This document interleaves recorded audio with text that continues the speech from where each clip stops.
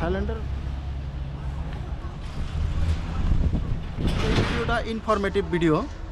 থাইল্যান্ডে কেমনে আসলাম, আর কি লাগে, আর কেমনে করে আসবেন, আর কত সহজভাবে আসা যায়, সমস্ত তথ্য এই ভিডিওর মধ্যে দিব। আপনারা যদি যারা থাইল্যান্ডে আসতে চাইবেন তাদের জন্যে প্রথম কথা হচ্ছে আপনার দুই সাইডের মানে রাউন্ড ট্রিপ যেটা আপনার ট্রিপটা থাকবো, এই ট্রিপের তার মানে দুই সাইডের টিকিটটা আপনার কাছে থাকা লাগবে, মানে ফ্লাইটের টিকিট।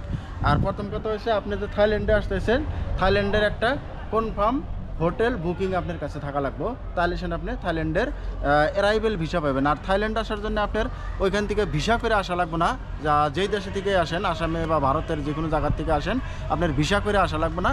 এখানে হলো অ্যারাইভেল ভিসা, মানে এইখানে যখন আমরা আপনি নামবেন এয়ারপোর্টসে, নামার পরে আপনার ভিসা দিব ওরা, তার জন্য আপনার 2200 থাই বাট মানে 2200 থাই বাট আপনার কাছে থাকা লাগবো। কিন্তু আমরা একটা ভুল ইনফরমেশন পাইছিলাম, আমরা যে থাইল্যান্ডে আছি একটা ভুল ইনফরমেশন পাইছিলাম, সেটা হলো কইছিল যে 13,000-এর মতন থাই বাট আপনার সাথে থাকা লাগবো, তাহলে সেটা আপনি অ্যারাইভেল ভিসা দিব আর কি। কিন্তু এটা সম্পূর্ণটা একটা বিচার কথা, অত মানে অত বাট লাগে না, বা আপনার কাছে খালি 2200 থাই বাট থাকলে হলো। 2200 থাই বাট দিয়ে আপনি যখন এয়ারপোর্টসে নামবেন, নামার পরে ওইখানে ইমিগ্রেশন অফিসার আছে যারা আছে আর কি তত্ত্বাবধায়ক, তারা আপনাকে ভিসা দিব। 2200 থাই বাট ওইখানে দেখা লাগবে, আর আপনার কাছে একটা পাসপোর্ট সাইজের ফটো থাকা লাগবে। আর সেকেন্ড কথা হচ্ছে একটা ফর্ম আছে, ফর্মটাও অনলাইনের মাধ্যমে পাওয়া যায়, বা আপনারা ওই এয়ারপোর্টসে যখন নামবেন তখনও পাওয়া যায়। ওইখান থেকে ফর্মটা নিলেন, ফর্মটা নেওয়ার পরে ওইটা ফিল আপ করে যখন জমা দিবেন, জমা দেওয়ার পরে ইমিগ্রেশন অফিসার ওই ফর্মটা ভেরিফিকেশন করবো, কইরা টইরা আপনাকে 10 মিনিটের মধ্যে ভিসা দিয়ে দিব। তারপরে আপনার কাছে একটা খালি এই হোটেল বুকিং থাকা রাখবো, মেন কথা হচ্ছে হোটেল বুকিং থাকা রাখবো, আর রাউন্ড ট্রিপ মানে আপনি আসা যাওয়ার ফ্লাইটের টিকিটটা আপনার কাছে থাকা লাগবো। এই দুইটা জিনিস যদি আপনার কাছে থাকে বাস, আর কোনো কথা নাই। পাসপোর্ট সাইজের একটা ফটো নিয়ে আসবেন 4x6,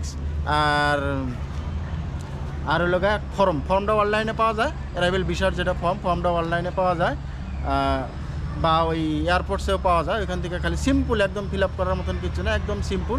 তো আমরা 2 মাস আগে টিকিট কাটছিলাম থাইল্যান্ডে আসার জন্য, আমরা 2 বন্ধু মিলা 2 মাস আগে টিকিট কাটছিলাম। আগে 45,000 টাকা রাউন্ড ট্রিপ, মানে আমরা যেহেতু গুয়াহাটির থেকে কলকাতার থেকে ডাইরেক্ট ব্যাংকক স্বর্ণভূমি এয়ারপোর্টসে এসে নামছি। ওইখান থেকে পনে আমরা এই ছোটো গাড়ি করে বা ওই টমটম যেটা আগের দেশে আছে, ওই টমটম এখানে আছে, ওই টমটম দিয়া বাস দিয়ে আসতে পারেন আপনারা। বাস দিয়ে ডাইরেক্ট আমগর নিজস্ব যে হোটেল বুকিং করছিলাম 2 মাস আগে, ওই কনফার্ম হোটেল বুকিং, ওই হোটেলে এসে উঠছি।